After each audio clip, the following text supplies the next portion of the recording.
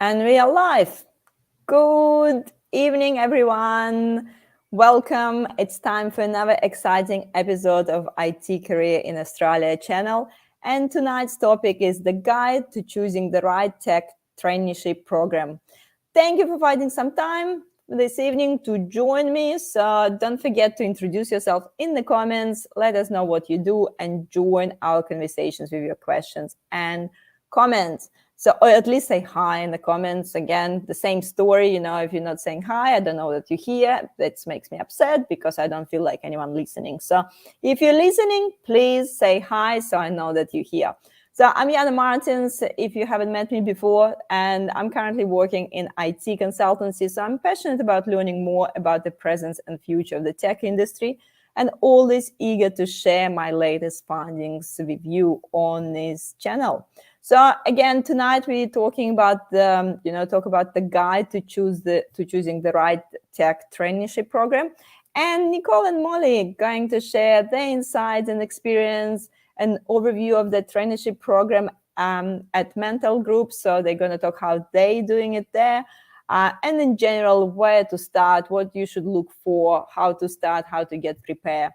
And also finish with some real life success stories from traineeship programs. So stay till the end. So, and of course, please tag and share this video with your colleagues and friends who need to hear this, especially those who might thinking to, change their career.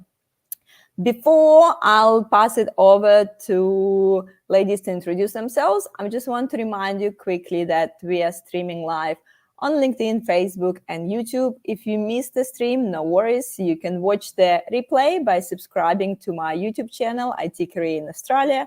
I go live there every Wednesday, 5:30 p.m. Melbourne time, with experts from my network, and we're talking about all the things around IT career, job search, and in and outs of tech industry in Australia. And if you want to make sure you never miss the next episode, join my meetup group to receive the invites every week. So again, please ask as many questions as you like on any of the platforms. But remember, stay on the topic. Yeah, let's stick to the topic. Don't go, too far. And remember, the most active participants will receive a special surprise at the end of the stream. Michael saying, this is so boring, at least send it to sleep. Michael, we haven't even started, and you're already sending us these comments. That's quite disappointing. So I'm asking to say hi, you know what I mean? So you can say that it's boring on the 50th minute. So, I'll wait for your comments then. So, I like when people just pop in on a live like this. So anyway, so I'm passing on to you girls to introduce yourselves. So let's start with Nicole, please. Hi, everyone. It's lovely to be here. Thanks, Jana. So my name is Nicole Saines. I look after talent experience at Mantle Group. And essentially what we define talent experience as is initial contact through to day 28. So I look after all things recruitment and onboarding at Mantle Group. Perfect. And Mollie. Hi, everyone. Yeah, thanks, Jana, for having us. We're super excited to be here and talk all things traineeship. I am part of the emerging talent team, so working with Nick in anyone that's kind of looking to make that career transition, retrain, start something new, do something exciting. So yeah, that's who I am. Perfect.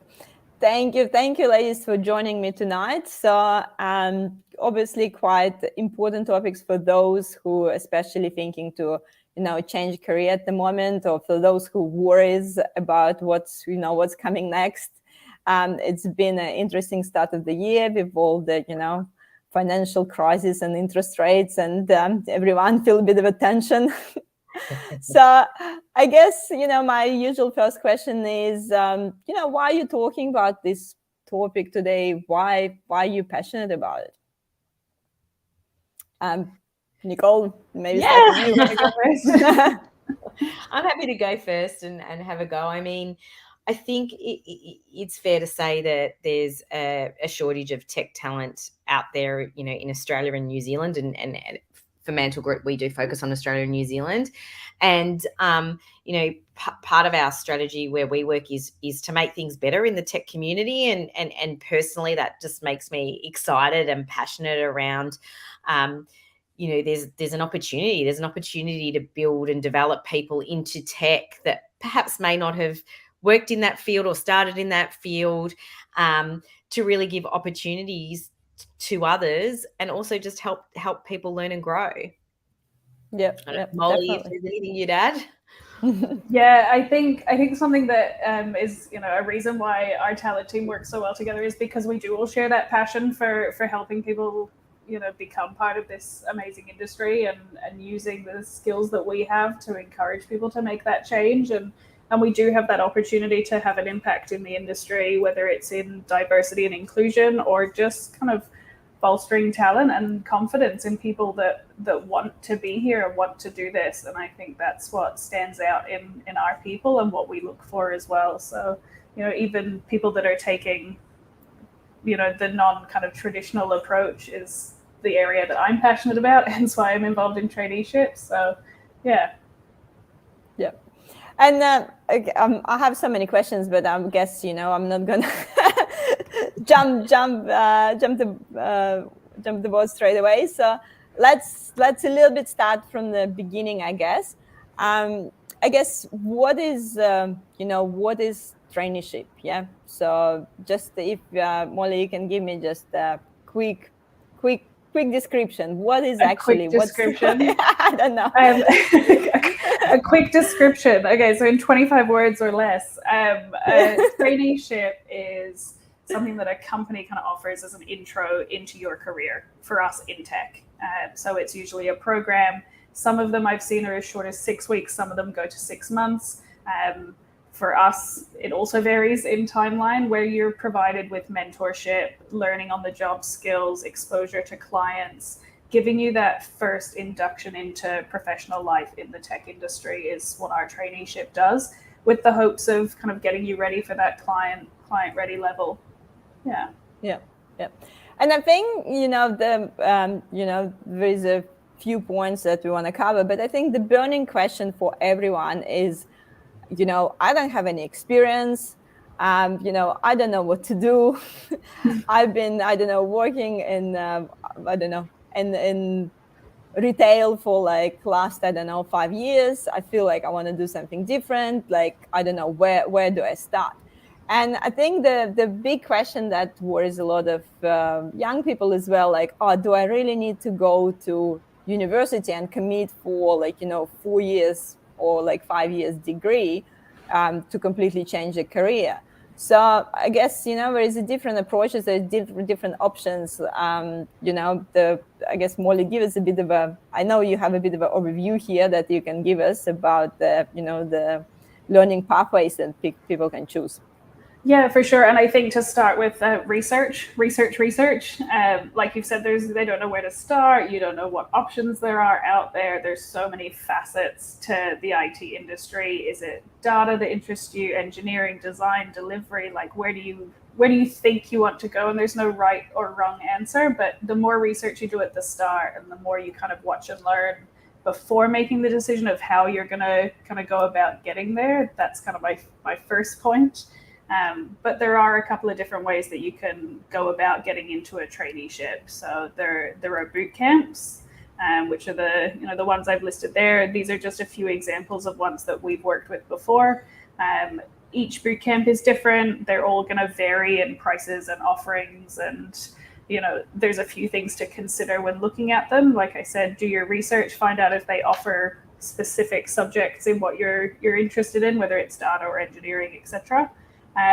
Some of these boot camps also offer like a placement service or a careers advice service where they actually help you gain employment after you finish them. So that's kind of the boot camp side. Boot camps can go for a range of different timeframes, but usually about 3 to 6 months. But there are intensives as well that they do.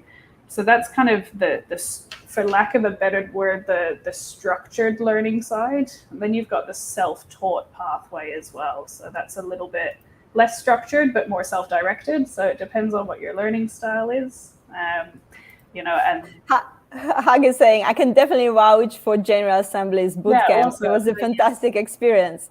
Awesome. That's great, Hugh, because yeah, we have a good relationship with General Assembly. I love working with them, and their boot camps are sensational. So that's really cool that you had a good experience with them. So yeah. So just get distracted. Ashish is also saying hi here. Looking forward to seeing great insight. Thank you, Ashish. It's just nice and people saying hi. So would like to, acknowledge. That might be a fellow colleague there. It might be. It might be. Here we go. So yeah, that's right. You see, small world. The colleagues here to support you. So Nice. Coming back, so obviously, we have the boot camps, and you can self. You can self-teach. Whether I've kind of put there non-course self-taught. That basically means have you watched YouTube videos? Have you played around with software on your computer? There are plenty of people that go down that pathway, doing online challenges, being part of online communities.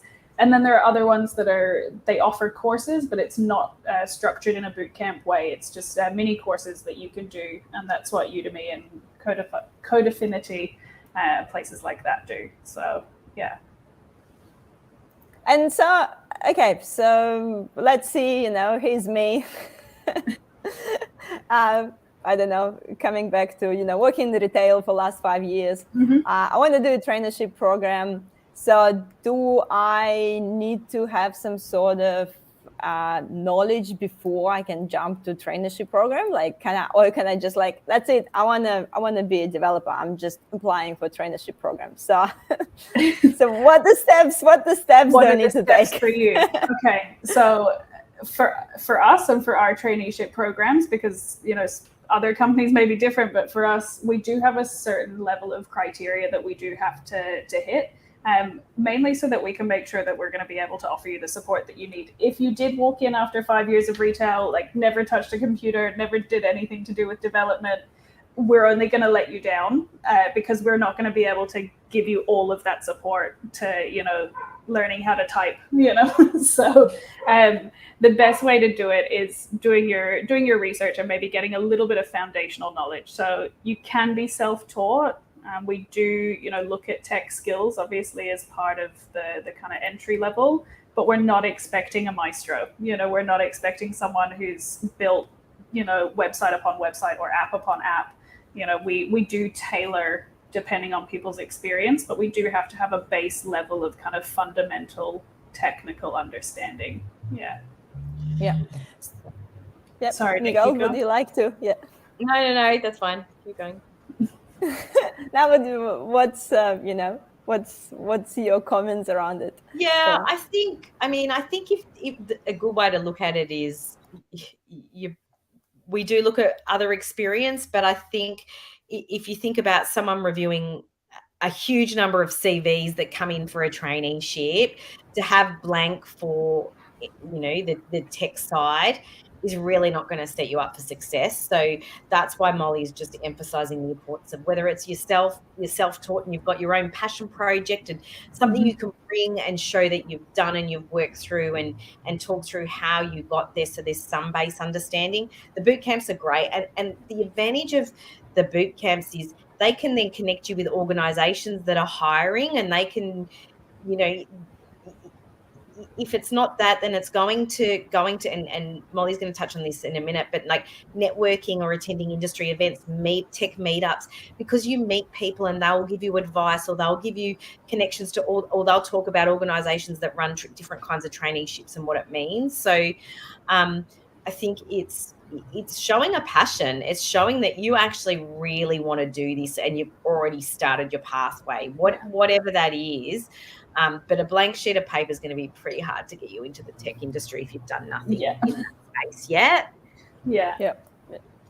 And I guess from another side, if someone, let's say, already done some sort of boot camp, maybe built some passion project on the side, when they choose the traineeship program, what sort of things, you think that people need to, take in consideration? So You mentioned like, do your research, but what kind of the parameters you think is there when we want to choose the right traineeship program? I mean, it differs for everyone. It really differs for everyone. I think one of the main things I can say is research the companies as well. As Nick's just said, we're all about passion. We want to see what people are passionate about. If you came to us saying that you were, a really passionate, trying to use an example of someone that we wouldn't look at. If you're passionate, we will look at you. But if you came to us with something that is not mentioned once on our website, it doesn't mean, or on our careers page, it doesn't mean that we won't have an opportunity there, but maybe try and align your values of what your goals are with what that traineeship is going to offer. So that's what I mean by doing your research and looking at the company. Have a look at their success stories, have a look at what their traineeship information on their website says, follow them on LinkedIn. It's not just about stalking one person from the talent team on LinkedIn and being like, oh, that person looks cool because they went to, the awards. It's more about finding out, does this company match you? And that will shine through in interviews as well. And remembering that interview is as much for you as the person applying as it is for the company. It goes both ways. And a lot of people at entry level especially forget that. You have to evaluate those people as much as they're evaluating you. And I guess so to get a bit of a clarity as well. So the traineeship program is like for the graduates, it's a different program as well. So like if someone finishes a degree, can they still apply to traineeship program or not? Or is it a separate graduate program? So how does it work usually? Nick, are you happy to take this one, or I can? Yeah, look, I mean, it might vary for organisations, but I think they're different pathways. So the majority, I would suspect the majority of organisations would have different pathways. So if you're coming straight out of university and going down the graduate path, I'd be applying for graduate or associate, whatever that they term it, but I'd be going down that graduate pathway. And the reason I say that is it is tailored to graduates. So the support structure and the way they're structured and the development programs are specific for those new to the workforce that have come out of university, it's specialised in that. Whereas, I know our traineeship program, it is specialised for career changes. So a lot of people that come through our traineeship program, they've done other work and their other experience is taken into consideration. And more often than not, they actually have work experience. So the development programs are quite different.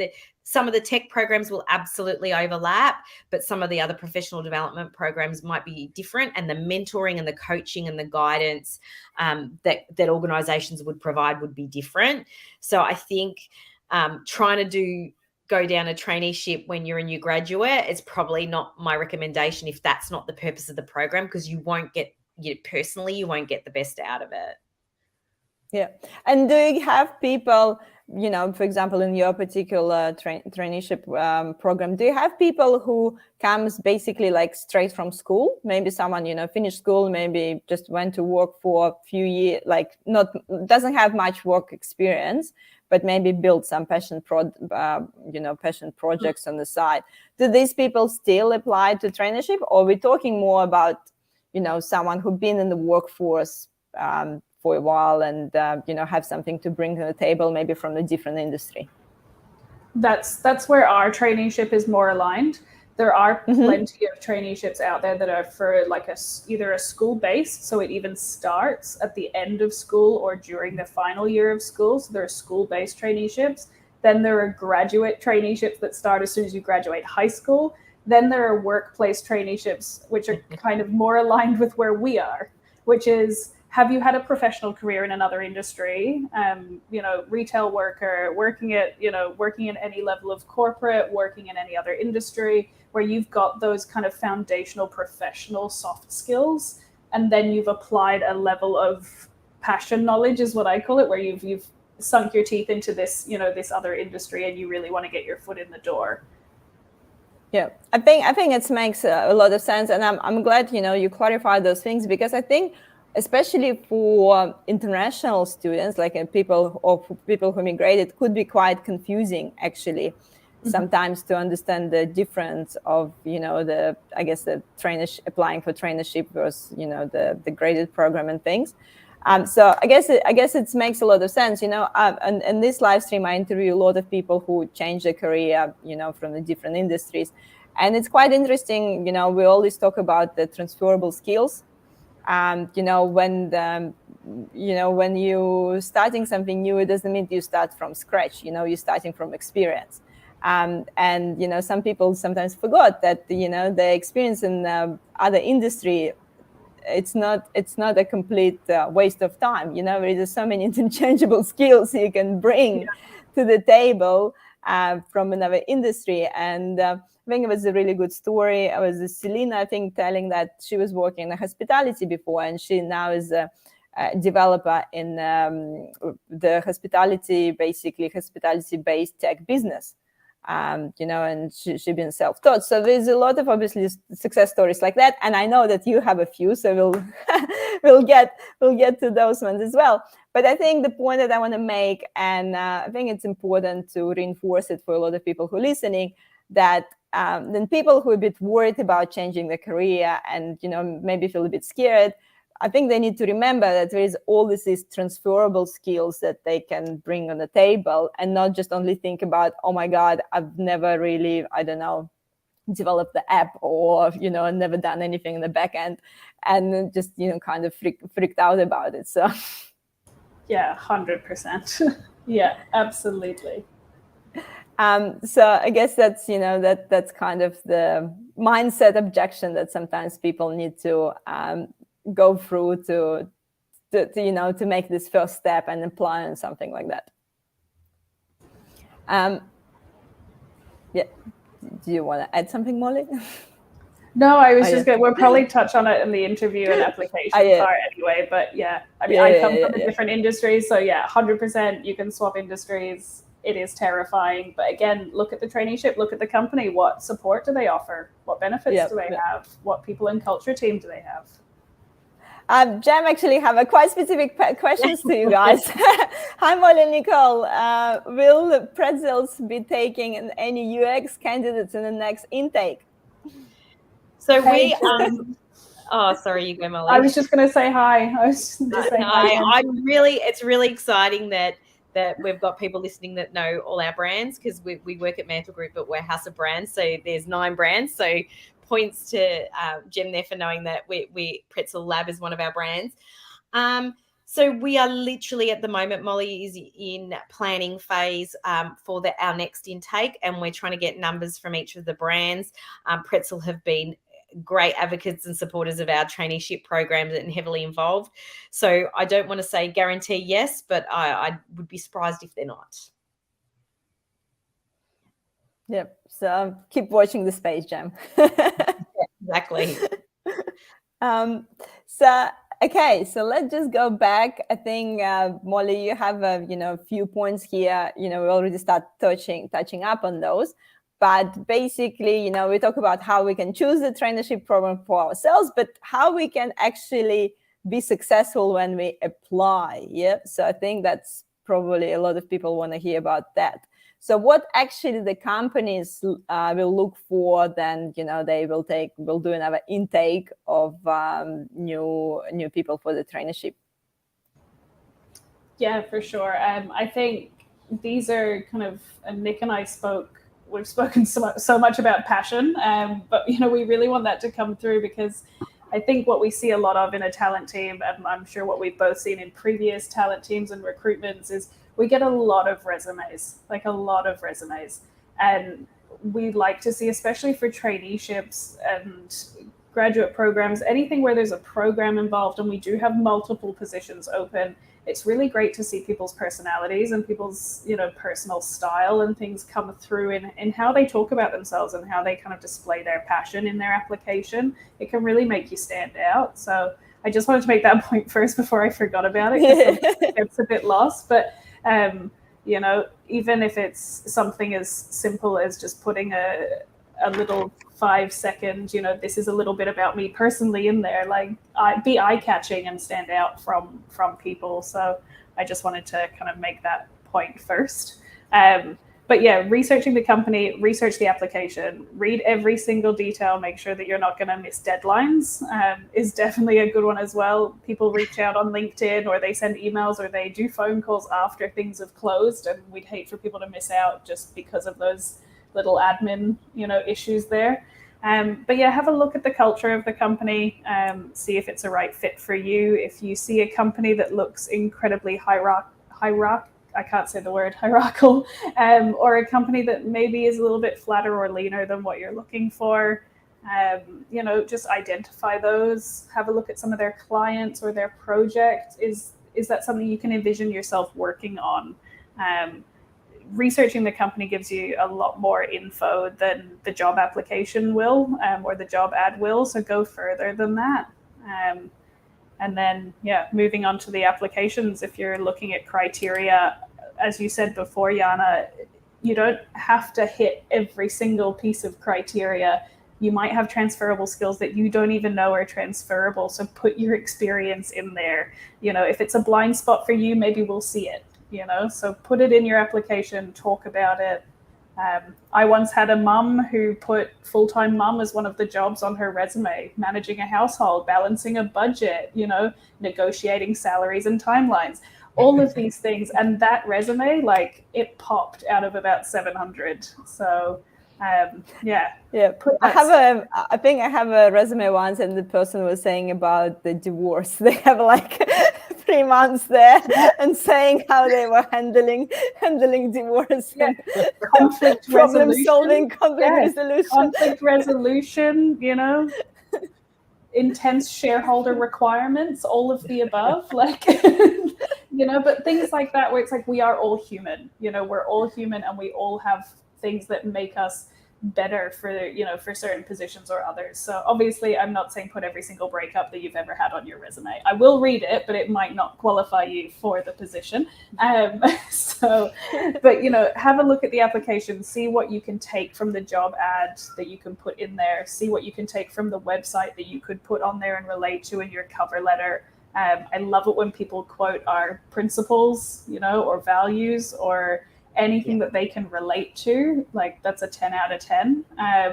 But not just for the sake of the paper, but because you actually want to be there and you actually believe in that principle or that value. So make it a little bit more personalized. I guess Ashish just asked that exact question. We just didn't have a chance to read it, but he been just saying, I've been part of the few traineeship interviews processes with the mental group myself, and have seen those amazing people firsthand. However, it's relatively easy to understand the person when you're talking to them face to face. I wonder what variables you consider to do when you're screening the resumes profiles before the face-to-face round. So I guess that's exactly what you've been just talking about. But I found it so hard, especially I think for people who are changing career, that's the hardest bit. I've been swapping my career quite a lot, but I don't even have resume because I find it useless.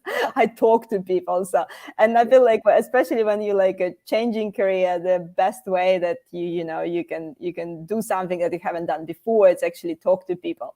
So, but this is I think that's kind of this hardest bit, how you can actually put it on paper that that will catch attention, and people actually want to pick up the phone and call you.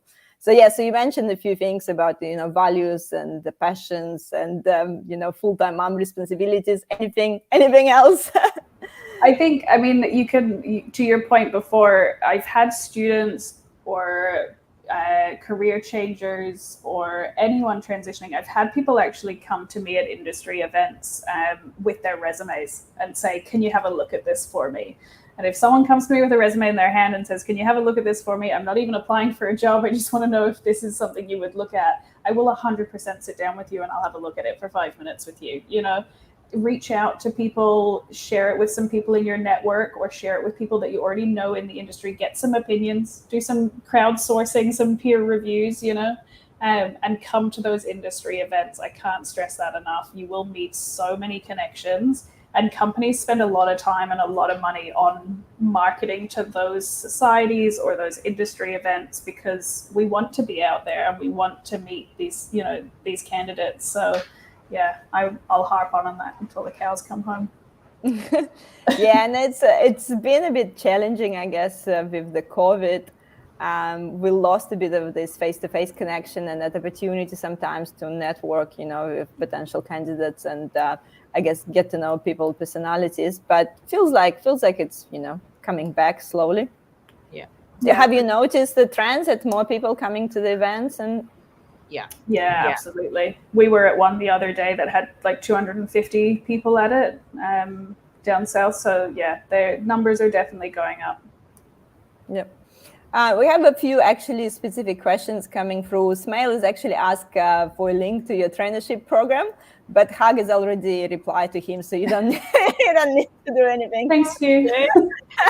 Very helpful of you. And Smail is asking actually anything on AI or data science that you're planning to do.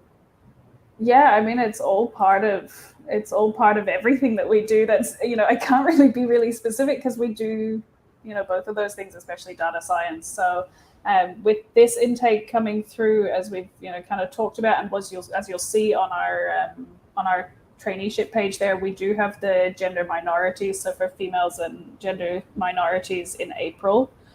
In July, but next year, 2024, we do a general intake for everyone.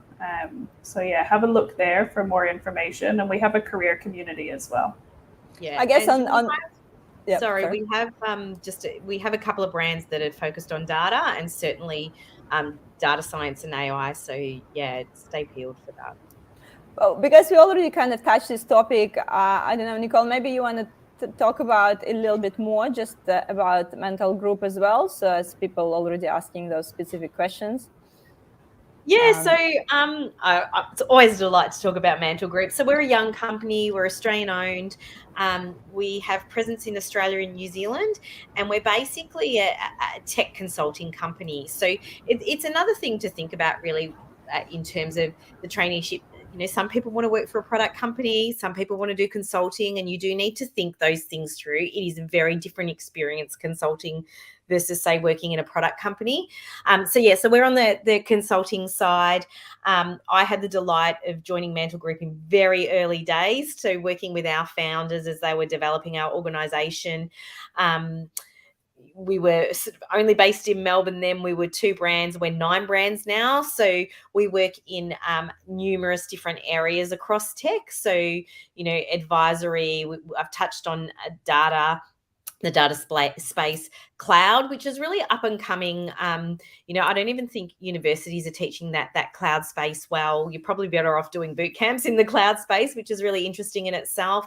Engineering, design, and delivery. We also touch on managed services. So our 9 brands, hopefully, Aginic, Azenic, CMD, Digio, Eliza, Kuso, Itty Bitty Apps, Kasna, and Pretzel Lab touch all those different areas. And now we've expanded, as I said, across New Zealand, and we've got a number of hubs.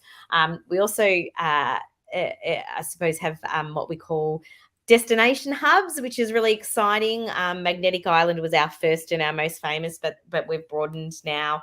And what I would say about Mantle Group is we work with some awesome clients, but we're really focused on our people and our culture. We're a principles-based organisation, and our people are our culture. Our head of people and culture was hired very early days, Caroline, and she's still there, setting the tone for our culture and how important we are focused on people. We are a great place to work. We have been for the last 2 years, and that's really important to us as well. I could go on and on, but I think that's probably the quickest summary of us and who we are. Yeah, and you make the little comment there about the cloud computing, saying that better to do boot camp than go to university. So I guess that's a big question in general, for a lot of young people now. Like, oh, do I actually go to university because it will take me 4 years to complete? Where I would rather jump to the boot camp and completed in a few months. Because by the time I finish university, the technology will change. So I don't know, what is your thoughts around that as well? Like, is the university relevant, or is still people still need to go there? I think it's always going to be a contentious subject. I went to university. I don't use my university degree, but it wasn't in tech. But I think universities still do have a place. Absolutely. There are so many areas within the tech industry, especially for consulting, where you are offered, a more in-depth look at some of the subjects. So university courses do kind of let you study that more in depth in a wider range of courses, whereas boot camps are offering a product, right? They're not offering a degree, a 4-year degree. They're offering a product, a training program that goes for a certain amount of time with an outcome that you are ready to enter the workforce at an entry-level capacity. I think boot camps are great because they are intensive, and they do give you that learning kind of quickly and very specifically. So if it's programming that you want to do, you can do a programming boot camp. If it's something in design that you want to do, you can do that down to the finesse of, is it user experience that you're doing, or is it the front, like which area do you want to look at? We've got a boot camp for it. So boot camps, you can get really, really specific. University can give you a broad range. If you're really keen, you can combine them if you want to. But everyone's going to be different, and everyone's going to pick their own path. But I would lean towards a boot camp if I was to choose, and I'm surrounded by tech people every day. It interests me. I might do a boot camp one day. I would lean towards doing a boot camp course rather than a university course. Probably also depends, kind of where you're at in your career as well. Yeah, 100%. Yeah. I should say I'm speaking from our traineeship point of view. If you've got that kind of career experience, I would do a boot camp to bring my skills to that level. If I didn't have any experience, I might look at doing a university course to get kind of more of a broad range of knowledge. Yeah. What do you think, Nicole? Would you go to university? I'm happy to sit on the fence, my friend. But I think it depends. If you want that really deep technical base knowledge, then probably yes, university's worth it. And I think you can take different pathways, and that really, the more we're working with candidates at the moment. The world's your oyster these days. You can choose your own adventure. You can choose your own pathway.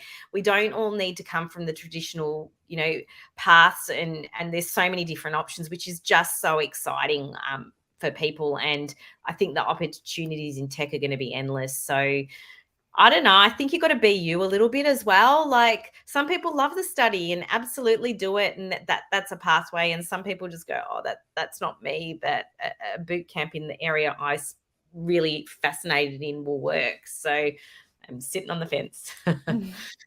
Yeah. I'm kind of the same. I feel like maybe when you're fresh from school, it's better to go to university just to get the broad knowledge, and then you can kind of just pick and choose where exactly you want to go.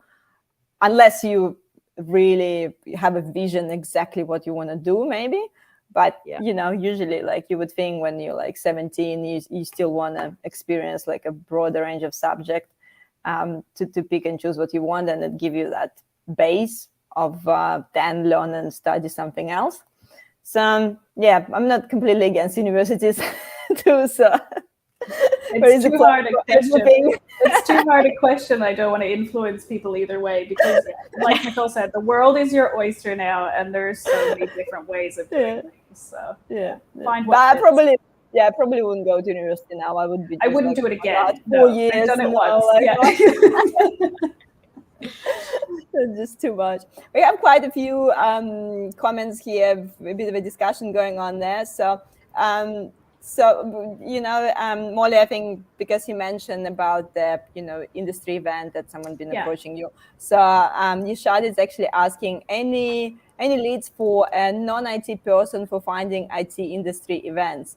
She already got a few, suggestions. I think we should just, I think Hugh is like my AI character here.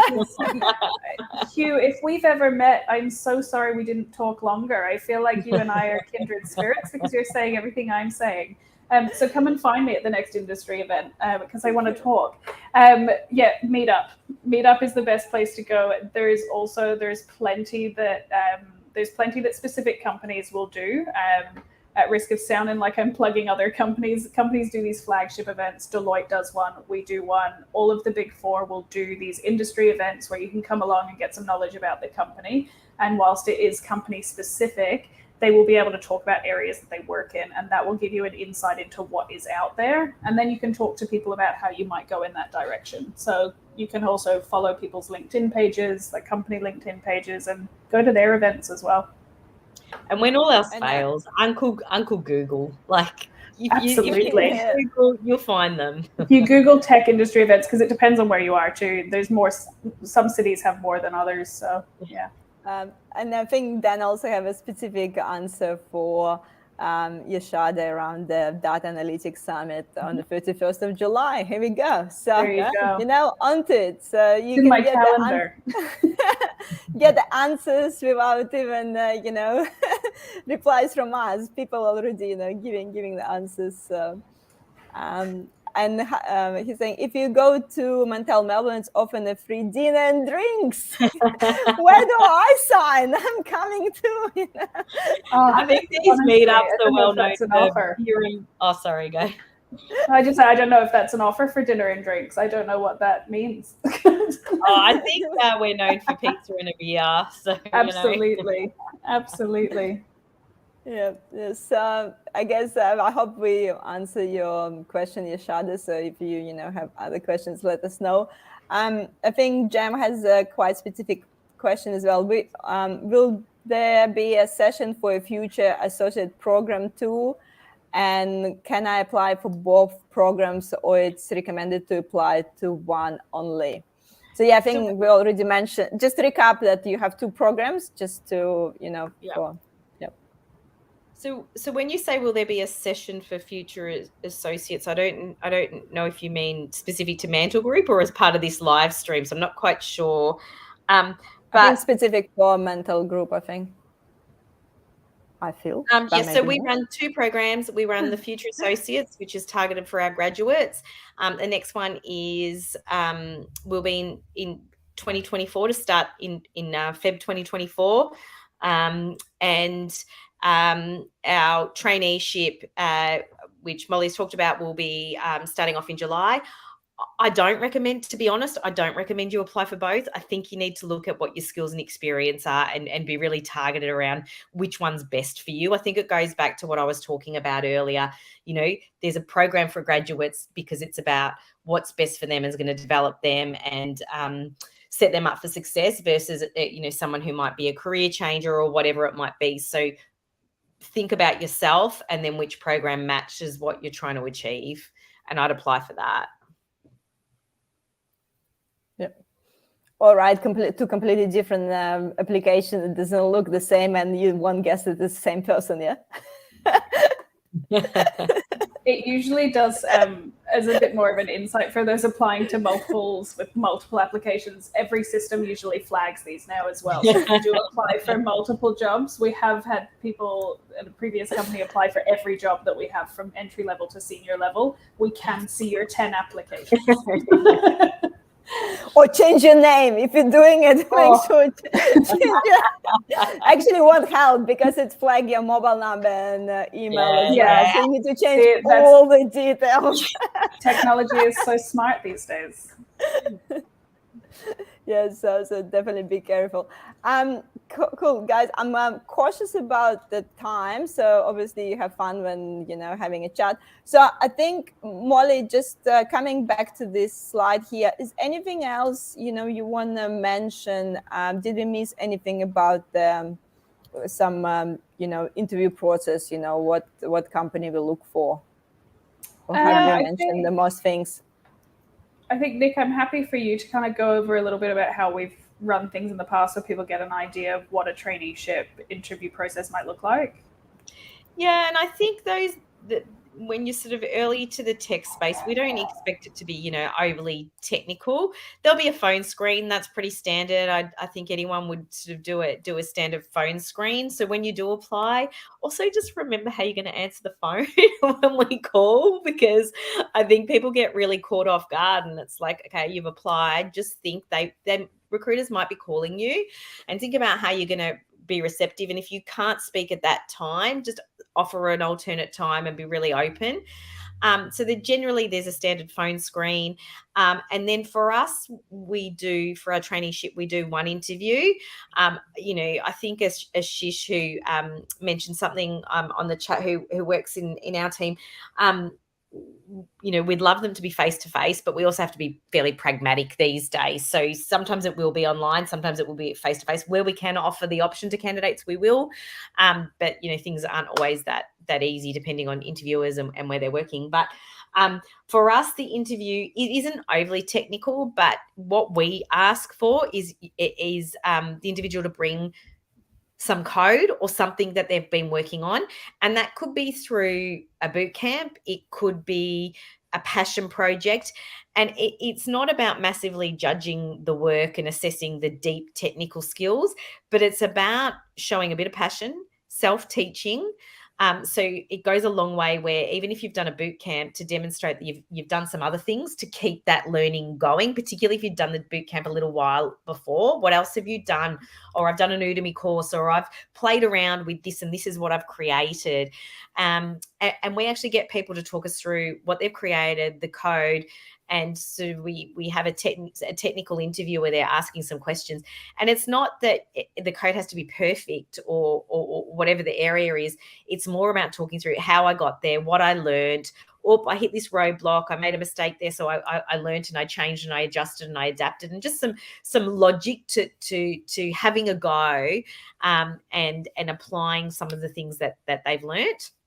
And then we also obviously look at some of just, the softer skills. We're a consulting company. So can you communicate? Can you communicate well? Thinking about things like if you were working on a client, would you be really transparent and open and, engaged with them, that sort of stuff as well. So basically for us, it's the phone screen, then it's the interview where you bring a piece of code, and that's essentially our process. And I can't emphasize enough the sort of the passion and the self-learning and just demonstrating that you have had a go.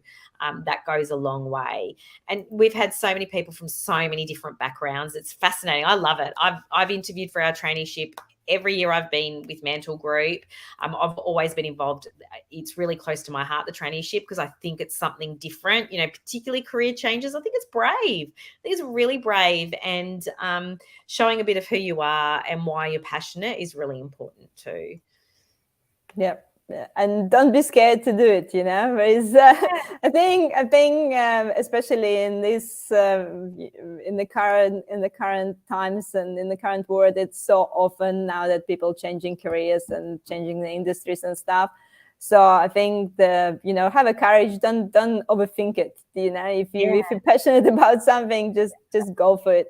And I'm really cautious about the time because we're already 48 minutes into our stream. But Mollie, maybe just like really quickly, I know you have a few success stories there that you wanted to share.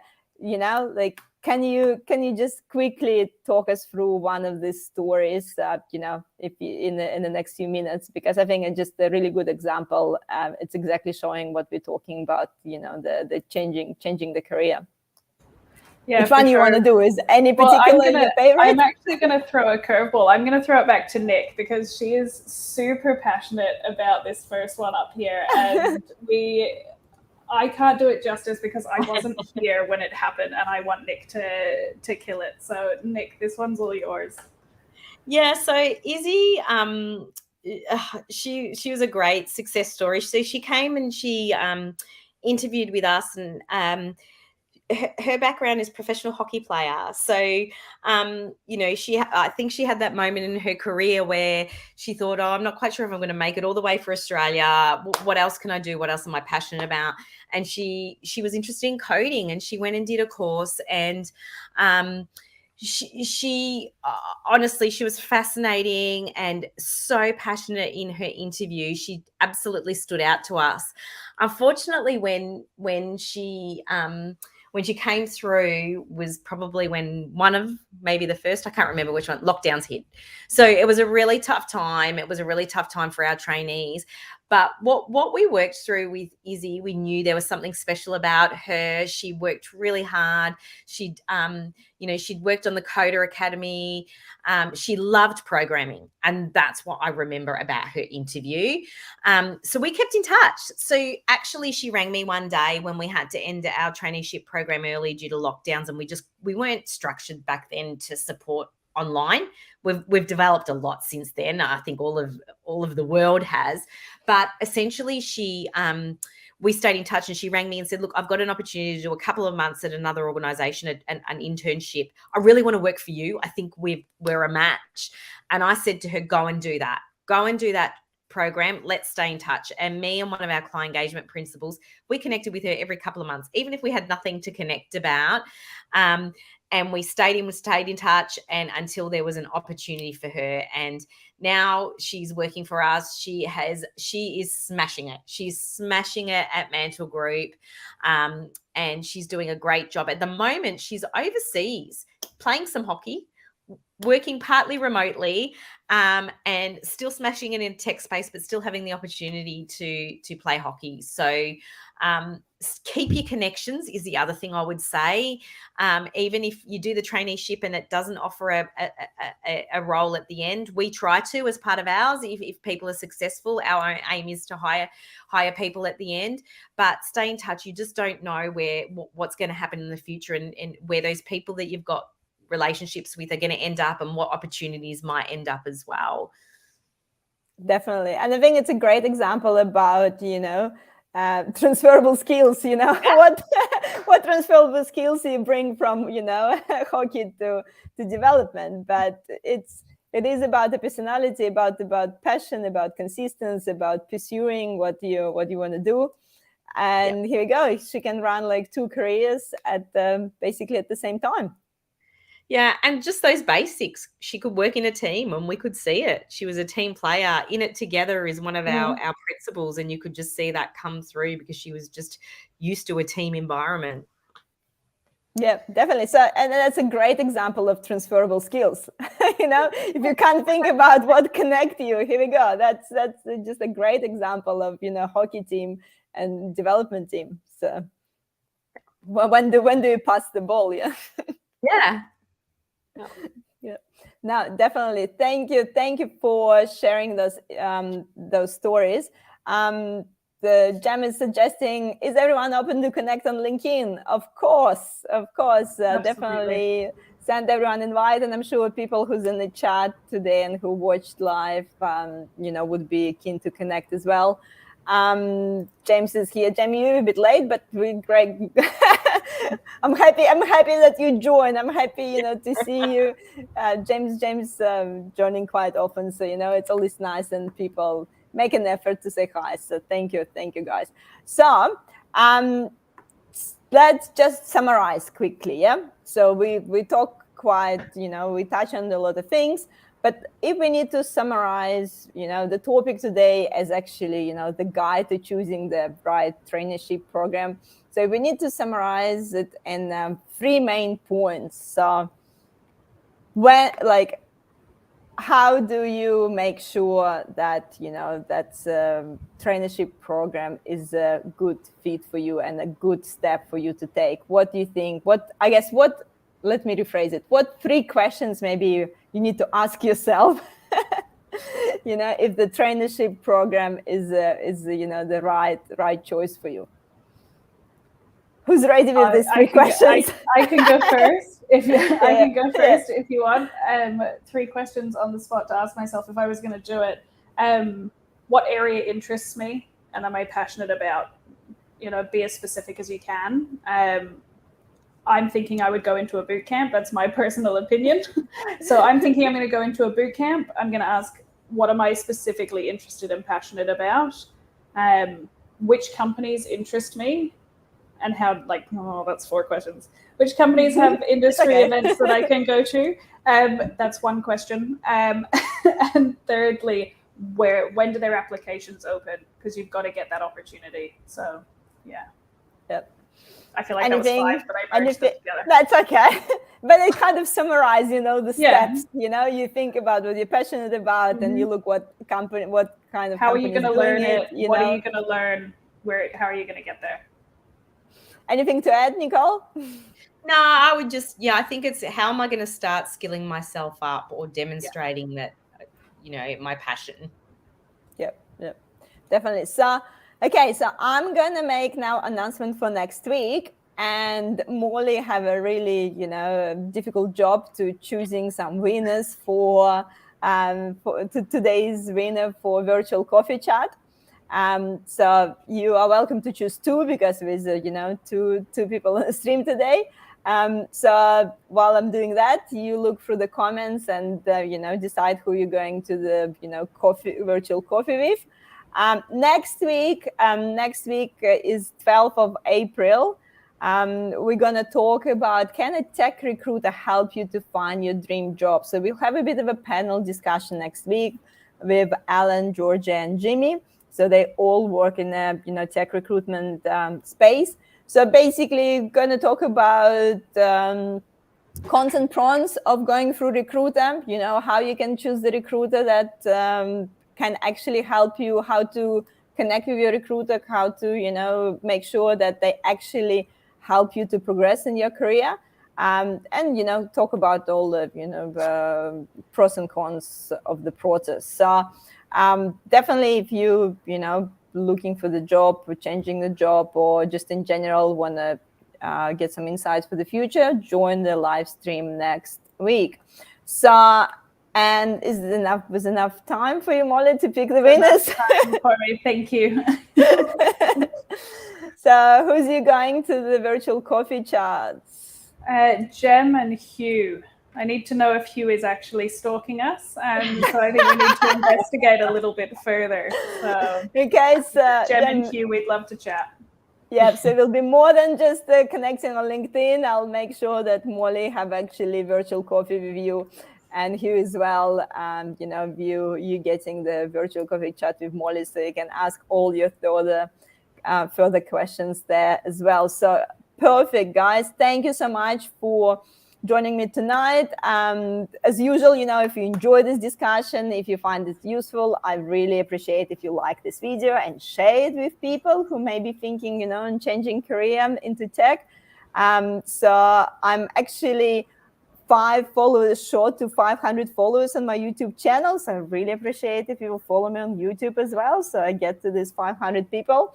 And obviously, join my meetup group as well, because then you can network with other people in the industry.